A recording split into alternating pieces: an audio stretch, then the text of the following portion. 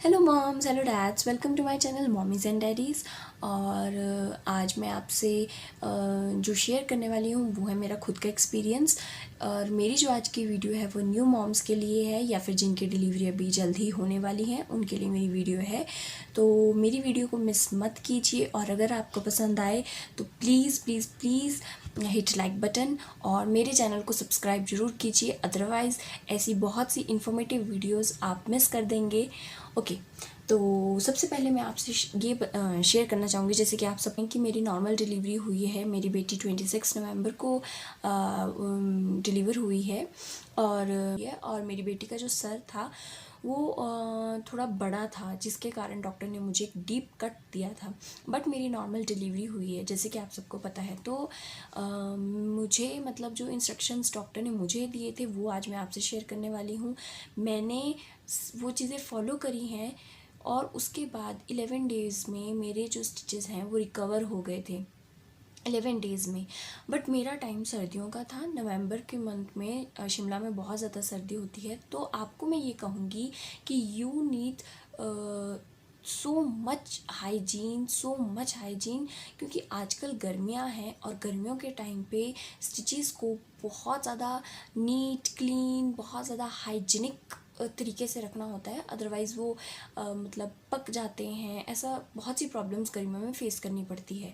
तो मैं अपने बारे में बता रही हूँ कि मैंने 11 डेज़ में अपनी रिकवरी होते देखा है और उसके बाद टोटल अगर हम टाइम पीरियड लगाएं तो 22 टू 25 डेज़ ऐसे थे जिसके बाद मेरी जो मेरे स्टिचेस थे वो बिल्कुल सही हो चुके थे। तो अब जो मैं आपसे शेयर करने वाली हूँ उन टिप्स को आप भी ज़रूर फॉलो कीजिए and I am so sure कि अगर आप उसे फॉलो करेंगे वो इतने इफ़ेक्टिव रहेंगे कि आप भी जल्दी ही रिकवर करेंगे। मैं आपसे सबसे पहले तो ये चीज़ कहना चाहूँगी, अपने स्टिचेस को जितना हाइजीनिक रख सकते हैं आप उतना ज़्यादा हाइजीनिक रखिए। आप जितने टाइम वॉशरूम यूज़ कर रहे हैं, आप जितने भी टाइम पी जा रहे हैं, उतने टाइम आपको अपने स्टिचेस को वॉश करना है। फर्स्टली आपको अपने स्टिचेस को क्लीन वाटर से वॉश करना है और उसके बाद आपको उस पर कोई भी एंटीसेप्टिक सॉल्यूशन लेके उसे पानी में डालकर वो यूज़ करना है और फिर उसके बाद आप मतलब उससे पानी के छींटे दीजिए। मेरी बात का ध्यान रखिएगा, आपको ठंडा पानी नहीं लेना है। अगर आप हॉट वाटर जितना बेरेबल है आप उतना लीजिए। अगर आप हॉट वाटर लेते हैं तो आपको बहुत ही रिलैक्स फील होगा, आप बहुत ही अच्छा महसूस करेंगे एंड उससे इन्फेक्शन होने के चांसेस बहुत कम हो जाते हैं। जैसे कि आप सबको पता है कि हॉट वाटर बहुत अच्छा होता है। तो आप हॉट वाटर या ल्यूक वार्म वाटर लीजिए और उसमें एंटीसेप्टिक सॉल्यूशन डाल के आप उसे वॉश कीजिए। आप जितने भी टाइम जाते हैं आप उसे यूज़ कीजिए। और मैंने ये टिप्स अपने आप भी खुद नोट करके रखे हैं ताकि मैं कोई चीज़ ऐसी मिस ना कर दूं, तो इसलिए मैंने खुद भी नोट किए हैं और आपसे भी कहूँगी कि अगर आपकी डिलीवरी होने वाली है तो आप चाहे तो इन टिप्स को नोट कर लीजिए। और अगर आपकी डिलीवरी हो चुकी है तो आप इसे ध्यान से सुनिए और उसके बाद इसे ज़रूर ज़रूर ज़रूर फॉलो करना। उसके बाद सेकंड थिंग, आपके जब स्टिचेस लगे ही हैं बिल्कुल, मींस आपकी बेबी अभी कुछ टाइम पहले मतलब 1 दिन 2 दिन नियर अबाउट मतलब 1-2 दिन का आप इसे ले सकते हैं। अगर आपका बेबी 1-2 दिन में ही डिलीवर हुआ है तो आपको सबसे ज़्यादा ख़ास तौर पे ध्यान रखना है कि आप अपनी लेग्स क्रॉस करके ना बैठें। और मतलब इस चीज़ का आपको ख़ास तौर पे ध्यान रखना है कि आप चौकड़ी ना मारे, जो हम हिंदी में कहते हैं। सो आपको अपनी लेग्स क्रॉस करके नहीं बैठना है। Third thing is your posture.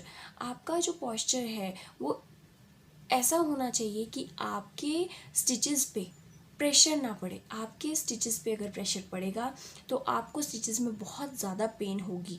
Pen तो रहती है स्टिचेस में एंड डॉक्टर आपको शुरू के 4-5 दिन के लिए एक ऐसा पेन किलर भी देंगे जिससे आपको वो पेन ना हो। बट उसके बाद भी वो पेन रहती है, सो उस पेन को आप अवॉइड करें। उसके लिए आपको ऐसे अपने उस पॉस्चर में बैठना होगा जिस पॉस्चर में उस पर ज़्यादा प्रेशर ना पड़े। एंड उसके बाद मैं आपसे कहूँगी, अवॉइड सिटिंग और वॉकिंग, क्योंकि अगर आप बैठते हैं, बहुत ज़्यादा बैठते हैं, तो आपके स्टिचेस पे पेन होगी एंड आपके स्टिचेस जो हैं वो मींस बहुत ज़्यादा खिंचे खिंचे जैसे हो जाएंगे। हो सकता है उनके वो स्टार्टिंग के डेज़ में वो खुलने की भी चांसेस हों। So you have to take care. आपको जितना हो सके उतना रेस्ट लीजिए, आप रेस्टिंग पोजीशन में रहिए और ज़्यादा मत बैठिए। स्टार्टिंग के डेज़ में तो आपको बैठना बिल्कुल ही अवॉइड करना होगा। उसके बाद नेक्स्ट मैं आपसे कहूँगी, change sanitary pads very frequently. जितना ज़्यादा आप जल्दी जल्दी सैनिटरी पैड्स को चेंज करेंगे उतना ज़्यादा आपके लिए अच्छा है, क्योंकि अगर हम सैनिटरी पैड्स यूज़ करते हैं तो एक एब्जॉर्बेंट टेक्नोलॉजी जो उसमें होती है वो बहुत ज़्यादा आपको गीलेपन से बचाती है। और इस टाइम पे आपको चाहिए कि आपके स्टिचेस जो हैं वो ड्राई रहें, उस पर वो गीले ना रहें, क्योंकि अगर स्टिचेस गीले रहेंगे तो उस पर पस पड़ने के भी चांसेस हैं। जैसे कि जिनकी डिलीवरी गर्मियों में होगी उनको इस चीज़ का बहुत ज़्यादा ध्यान रखना है कि उनकी स्टिचेस ड्राई रहें। सो इसी से एक और टिप मैं आपको देना चाहूँगी कि अपने स्टिचेस को ड्राई रखिए। जब आप वॉश भी करते हैं तो उसे एक क्लीन क्लॉथ से या फिर एक क्लीन कॉटन से आप उसे अपने उस एरिया को, जिस एरिया पे आपका स्टिचेस हुआ है, आप उस एरिया को अच्छे से ड्राई कर लीजिए। उसके बाद मैं आपसे कहना चाहूँगी कि आप कोई भी एंटीसेप्टिक सॉल्यूशन यूज़ कीजिए, जो भी आपको ठीक लगता है। मैंने अपने केस में बिटाडीन यूज़ किया था एंड मैं आपको ये बोलती हूँ कि आप अपने डॉक्टर से कंसल्ट कीजिए। आपका डॉक्टर आपको जो भी एंटीसेप्टिक सॉल्यूशन लिख के देते हैं आप वो यूज़ कीजिए। मैंने बिटाडीन यूज़ किया था। उसके बाद मैं आपसे कहना चाहूँगी कि जो मेरा पर्सनल सबसे ज़्यादा, मतलब मेरी मदर ने मुझे जो सजेस्ट किया था and seriously which really worked out for me is parachute coconut oil. Seriously you won't believe, but मतलब इतना ज़्यादा इफ़ेक्टिव रहा वो मुझे। जब मेरे स्टिचेस ठीक होने लग रहे थे तो वो खींचते हैं बहुत ज़्यादा ना, बहुत ज़्यादा खींचते हैं। तो मैं क्या करती थी, वॉश करती थी। वॉश करने के बाद मैं नारियल का तेल लगा लेती थी और उससे मुझे इतना रिलैक्स मिलता था। मेरी पेन भी थोड़ी देर बाद कम जैसी हो जाती थी।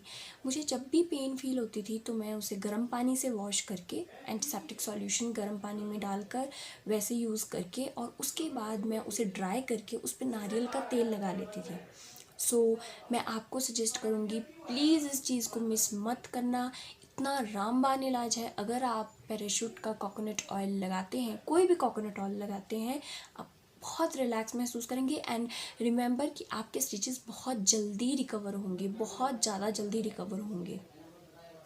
उसके बाद मैं आपको बोलूँगी कि आप अपने स्टिचेस को जितनी ज़्यादा एयर देंगे, एयर का मतलब है कि आप अपने स्टिचेस को जितना ज़्यादा थोड़ा हवा में छोड़ेंगे, जैसे कि लॉक योर रूम और थोड़ा अपनी लेग्स को ओपन रख कर उससे थोड़ी सी हवा लगने दीजिए। आपके स्टिचेस बहुत जल्दी रिकवर होंगे, बहुत जल्दी ठीक होंगे। जैसे कि कोई रैशेज़ हो जाते हैं या बच्चों को भी कुछ मतलब छोटे छोटे दाने हो जाते हैं, ऐसा कुछ भी रैशेज़ होते हैं तो हम क्या करते हैं कि उसे थोड़ा हवा लगने देते हैं।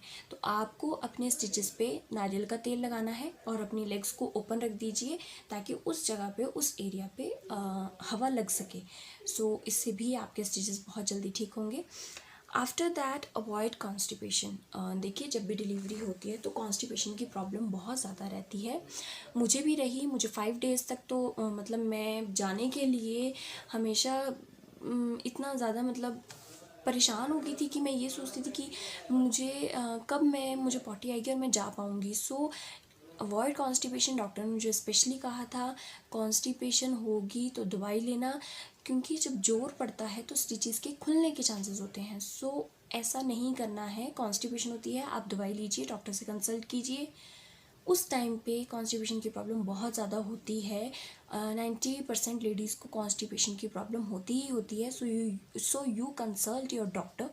Otherwise take lukewarm water in the morning, early morning आप तब लीजिए, और अदरवाइज़ आप डॉक्टर से कंसल्ट कीजिए। बट आपको जोर नहीं लगाना है, अदरवाइज़ आपके स्टिचेस जो हैं वो खुल जाएंगे या फिर आपके स्टिचेस पे इफ़ेक्ट पड़ेगा। आपको कॉन्स्टिपेशन को अवॉइड करना है। नेक्स्ट थिंग, आपको अपने अगर ये एक और पर्सनल ऐसा ऑप्शन है जो मैंने किया, बट ये मुझे मेरी मदर ने नहीं, ये मुझे मेरी एक फ्रेंड है उसने सजेस्ट किया था। मैं आपको भी वही बताना चाहूँगी। आप चाहें तो आप एक टब में गर्म पानी ले लें, जितना आप बेयर कर सकते हैं आप गर्म पानी ले लीजिए, उसमें एंटीसेप्टिक सॉल्यूशन डालिए और 5 to 10 मिनट्स आप उस टब में बैठ सकते हैं। आपको अपने उस एरिए को और वो गर्म पानी को उस पे लगने देना है विद एंटीसेप्टिक सॉल्यूशन। अगर आप वो नहीं डालते हैं तो आपको नहीं बैठना है। आप एंटीसेप्टिक सॉल्यूशन डालिए उस गर्म पानी में और फिर बैठिए, तो आपको बहुत ज़्यादा रिलैक्स फील होगा। आपके जो स्टिचेस हैं वो जल्दी रिकवर होंगे।